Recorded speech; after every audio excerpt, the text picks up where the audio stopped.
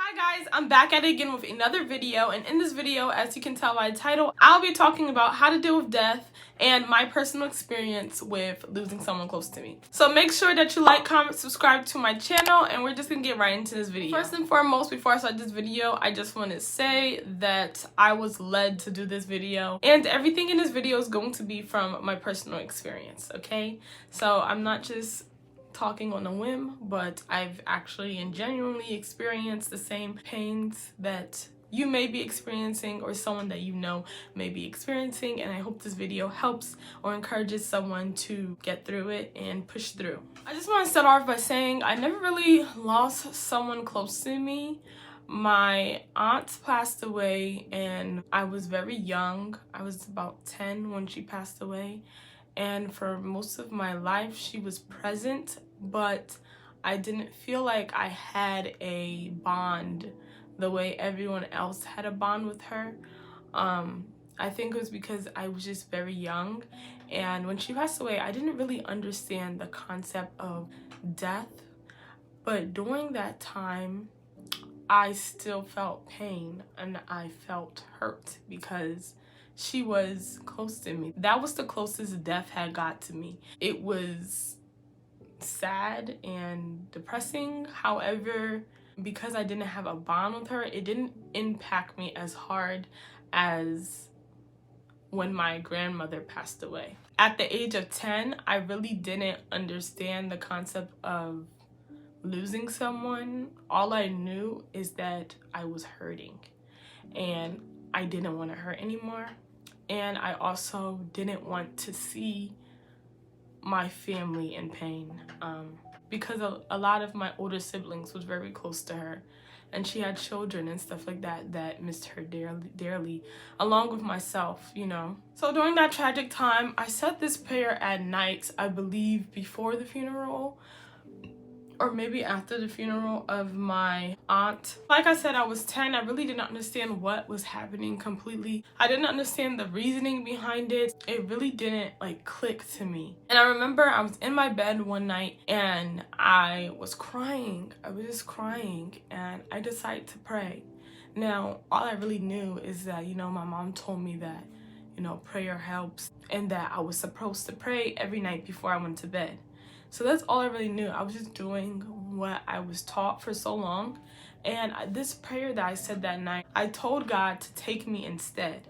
Instead of taking my aunt, he should take me. Because I felt like I could have bargained with God and made like a trade. Like, you bring my aunt back and you can take me. Because I saw the pain it was causing my family, not really thinking about the pain it would cause them if they lost me but kept my aunt. I never really thought of that, and that I was a child and I was kind of being like naive about the situation, and all I wanted to do was make my family stop being sad. I wanted everyone to stop being in pain. I said that prayer and I had a dream of my aunt in her casket, and she woke up at the funeral and she got out her casket and she says, "Psych, is a prank." Now I'm 10 and I really didn't know the power behind dreams or the meaning behind dreams at that time. She said, "Psych, it was a joke," and everyone was scared at first because they're like, what the hell? Like, why would you do that? Like, we were just here bawling our eyes out. And we were all laughing and stuff. And then it was like a flash and I had another dream.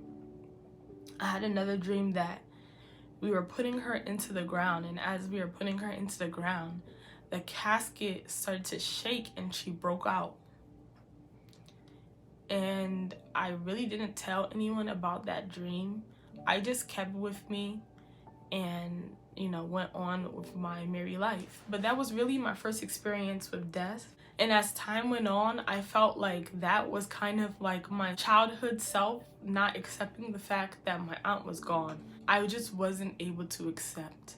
And I kept thinking at the age of 10 that she wasn't really dead, you know, she wasn't really gone. But yeah, that was my first experience. And now we're gonna go into like a more recent experience, because now I'm 21, and in 2019 I lost my grandmother, And that was hard for me. It was really hard for me because I didn't know how to deal with it. And it took me back to that. It took me back to being that 10-year-old girl that wanted to act like it didn't really happen when it did. But this was so supernatural. Like, my grandmother's death for me was supernatural in a spiritual sense. Like, it opened a lot of doors for me in my spiritual life that I felt like everything was like destined and was laid out and planned to the T. I'm not gonna talk about how it happened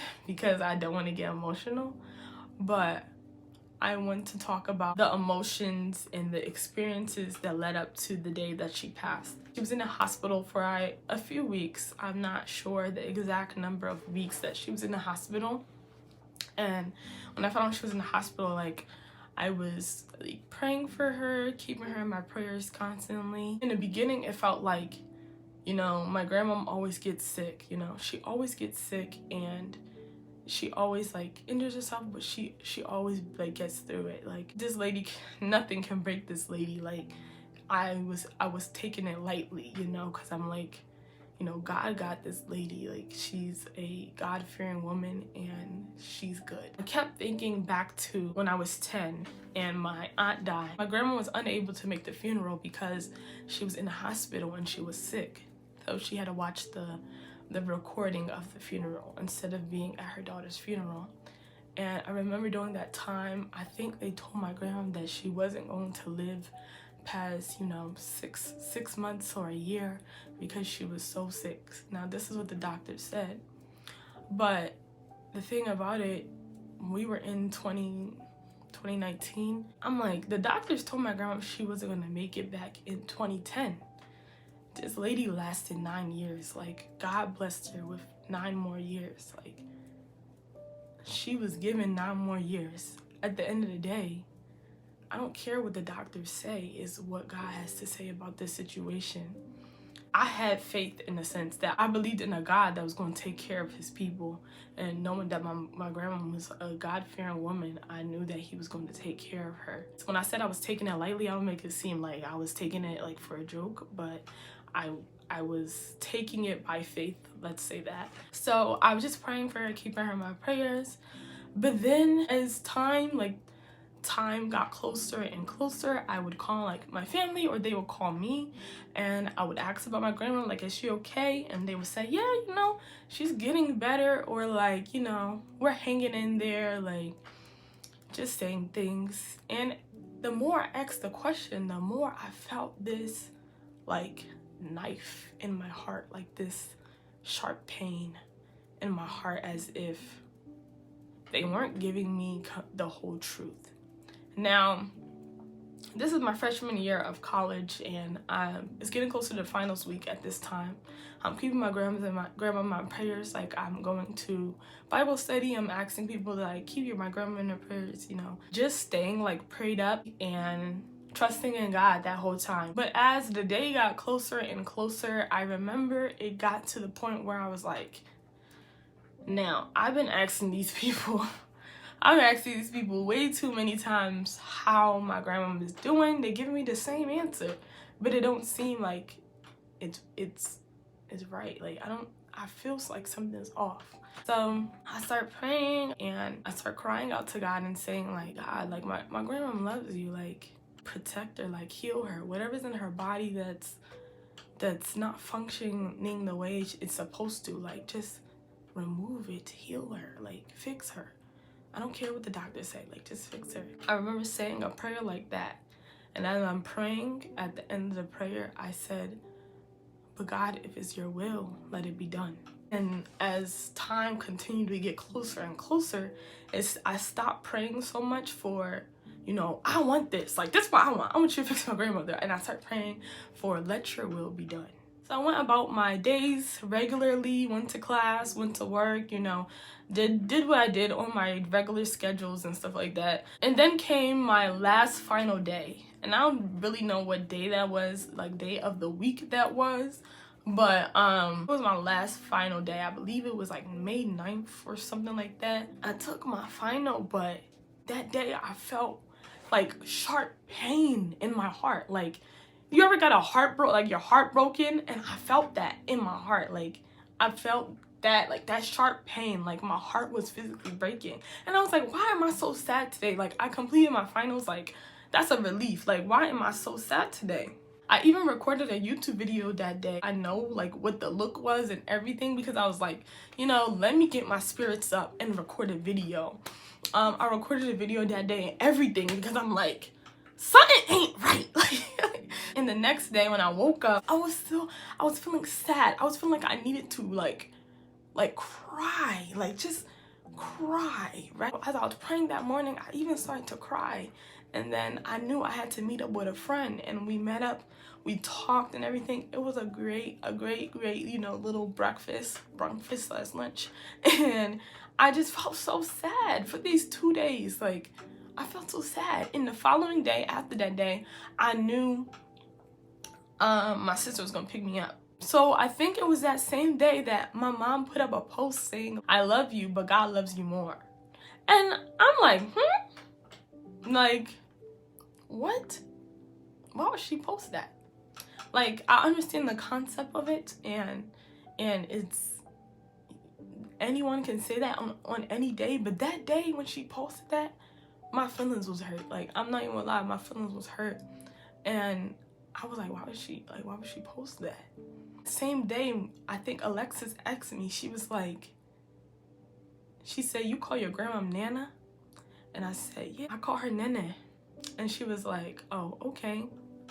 And I was like, what's this? And then on that same day, I think I talked to Patrice, and she was a little off, you know, and I was like, everything okay? And she was like, I will talk to you when I come see you tomorrow, or something like that. And I'm like, okay.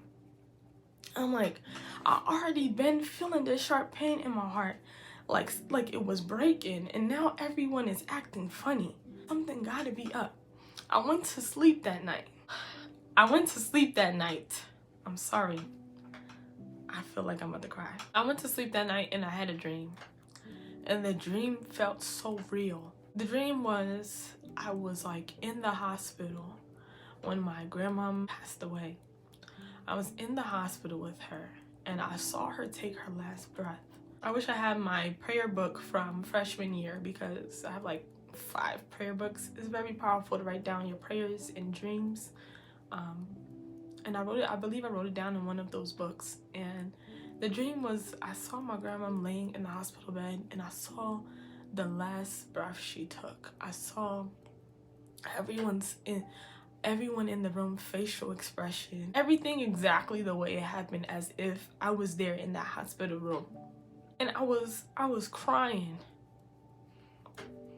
I was crying in my sleep that night. I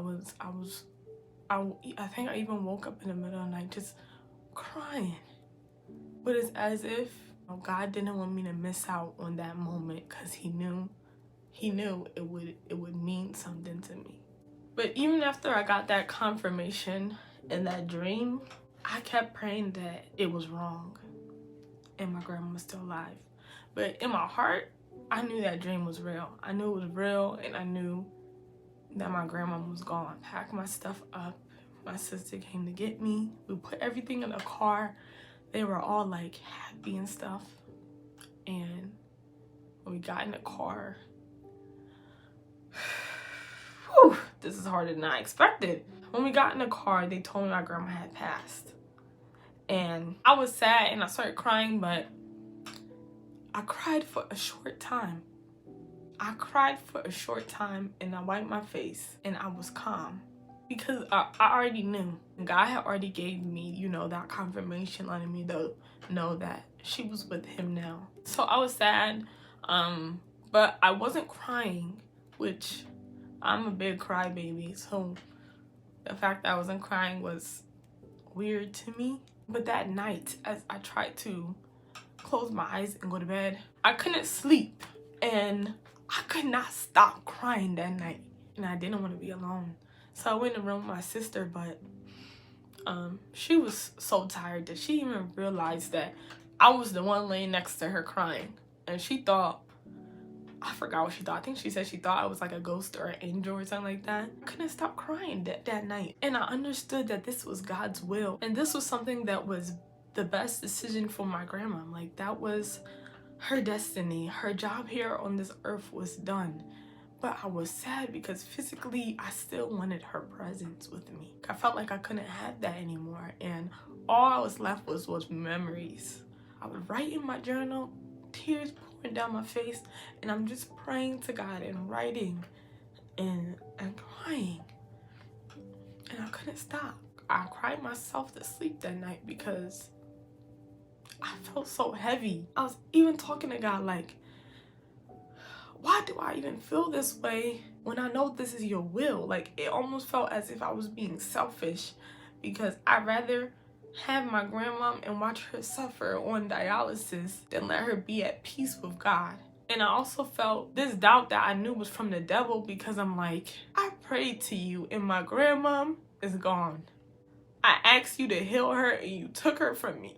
And I knew it was from the devil because I told God let his will be done. And this is his will. And this is what's best for her. Because on this planet, she was in pain. The flesh in me, I wanted to blame God like it was his fault. And I knew I couldn't let the enemy win. I would just pray to God. Every time I felt like that, I would talk to him. I would read my Bible. Actually, let me fix that. I wasn't reading my Bible. I would read the scriptures that popped up on my screen from my Bible app because for some reason I couldn't open my Bible. I couldn't do it. And I wanted to lean on God because I felt like that's all I had. I asked him for his will to be done, and that's what he did. So why was I so sad? Why was I doubting him? And I know he only does what's best for me. So I didn't understand what was happening. And I felt like that 10-year-old little girl that wasn't able to accept death. I really don't want to cry in this video, but I hope this video helps someone that's struggling right now. A few days or maybe like a few weeks, I don't really, like, everything's kind of like blurred, but it was going by and I was sad. Every now and then I would cry. I would like read my grandma's book. She gave me this book when I graduated. I would read it, and I have like all the letters she gave me for my birthday because I keep birthday cards and Christmas cards. I just keep everything because I like cards from people. And I would go through them and I would read her stuff and read her handwriting, and I would feel so sad. I was just dwelling in that sadness, like, which is okay. It's okay to be sad. I tell people this all the time. It's okay to be sad. It's okay to cry. It's okay. Feel. It's fine. But I knew that I couldn't stay like that forever. The words my mom told me when my aunt died when I was 10, she said something along the lines of, sometimes when people die, we want the world to stop, but it doesn't stop. It continues to go.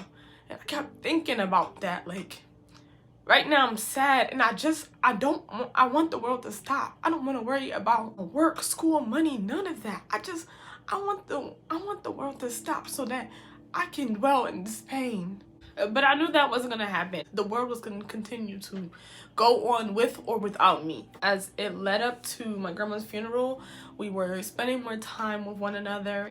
We were helping write the eulogy and stuff like that, and just talking. And I told them the dream I had. This is how I know it was supernatural, because as I explained the dream, they said that's exactly what happened in the hospital room when she passed. And I knew that dream was from God because I said, that's the only answer. There's no other answer to why I was able to see in my dream what was currently happening in the hospital room. Things like that don't happen in the physical. So as her funeral approached and time got closer and closer, at this time we weren't crying as much, but we knew once that day came, all our emotions would come right back, you know. The day came and we were crying. But as I sat with my family those days that led up to the funeral, I learned so much about my grandma, not as her physical person, but as her spiritual person. How she grew and who she became. She had been through a lot, but you couldn't tell by looking at that lady. She was kind and she was caring. The spirit that was in that lady was like no other. Like, it's almost as if she was an angel. And as I sat in her funeral, at her funeral, and I watched the pastor speak about her, because he knew her personally. He spoke about her like she was an angel. And I knew physically she wasn't perfect, you know, but that lady, there was something supernatural about her. And it's almost as if she knew her time was up, because this lady planned her funeral to the T, down to what song she wanted to play at her funeral. People just don't do that.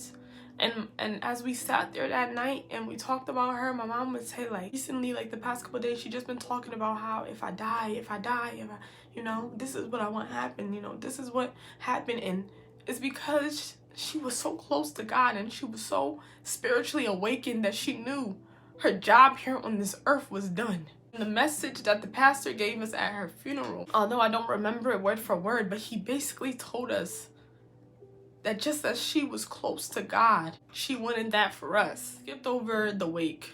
So we went to the wake and I couldn't go in the building. But once I entered that building and I looked at that body, in my head, even though I didn't say it out loud, or maybe I did, I said, that's not my grandma. That's not my grandma. Like, that's not my nene. That's not nene. And I heard it clearly, and it said, like, this body that we have is temporary. It's not the body that keeps us alive, but the spirit that's in it.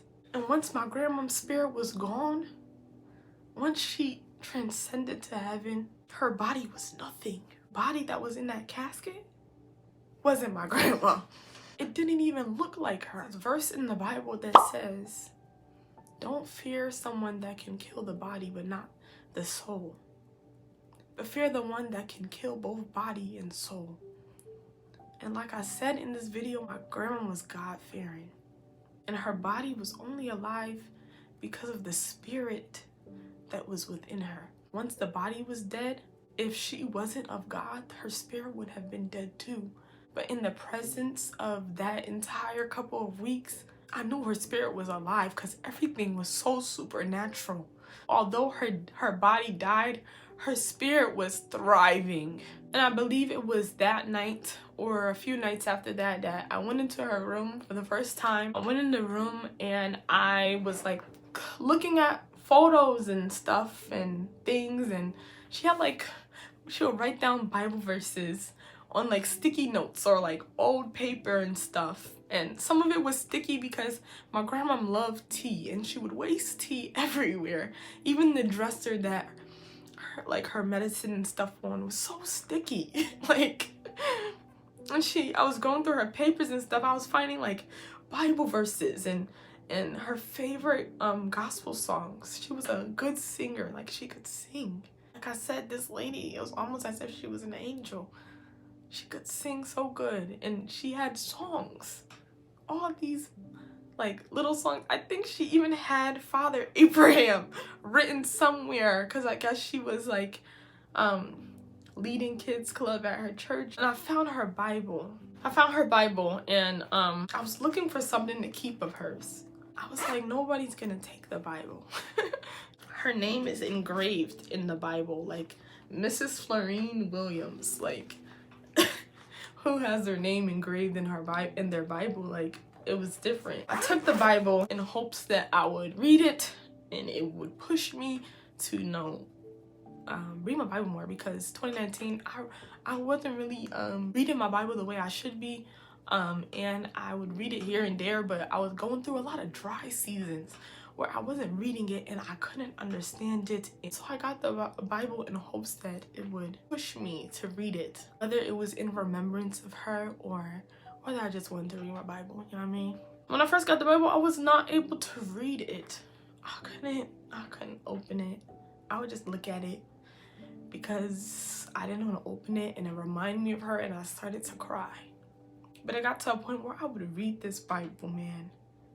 I would read this Bible as if it was a reality TV show. Like, I was reading a Junie B. Jones book in 2nd grade. Like, it was one of Bluford's series books. And I would take notes. Me, take notes. And I wasn't big on that. Like, I would do that here and there, maybe if I was in Bible study, but I wouldn't do that as much. I started to do it more. And even though I was still having my dry seasons, but during that whole death of my grandmom, I was really depending on God. Even though I didn't understand. I didn't understand most of what was going on. I would just depend on him and trust him and have faith that whatever was going on was for the benefit of everyone.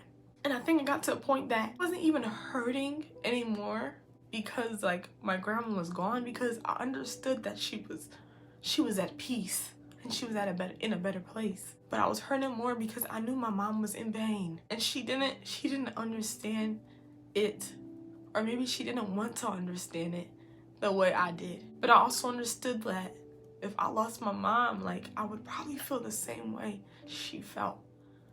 This video is titled, dealing with death. And for me, the best way to deal with death is to lean on God, because he's the only one that can give you peace in the midst of the storm. He's the only one that can help you understand. And you don't even have to have a lot of faith to trust in God. When I tell you I was doubting God, even though I knew it was the enemy, I was still doubting him. Because I'm like, I asked you to heal her. I cried out to you. You said you hear your children cry. So why you didn't hear mine? Even in all that doubt, I still trust him. He said all you have to have is faith of a mustard seed.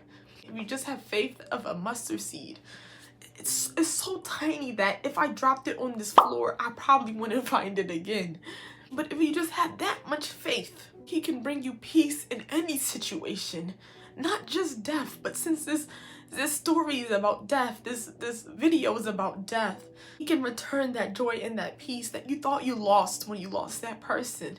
A day that seemed so dark, he can tell the sun to shine. It don't matter the situation. 2019, I had a couple sticky notes in my book, but I would like to say 2020, I have read in my Bible so much. If you follow me on Instagram, then you probably saw me post this in my story, but I was just talking about how I never really read my Bible. I would read it here and there, and even if I read it, it wasn't always reading to comprehend, but I was reading it to say I read it.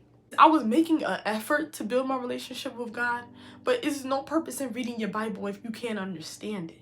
As of 2020, I have so many sticky notes in this Bible. I've read it so much. This isn't even half of it because some of the notes are in the pages of the Bible.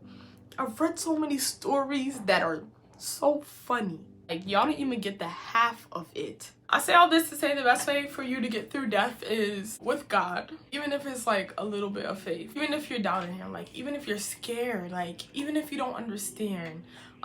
Trust in him and he will give you peace. He will lay out a path for you that will strengthen your relationship with him or establish your destiny. And you never know. But the only way you're going to get there is if you trust him. Trust him, trust him, trust him. But that's all for this video. I hope this video was helpful to somebody. Make sure you thumbs up this video, subscribe to my channel, and give me a big thumbs up. I'll see you guys in my next video, and God bless you all.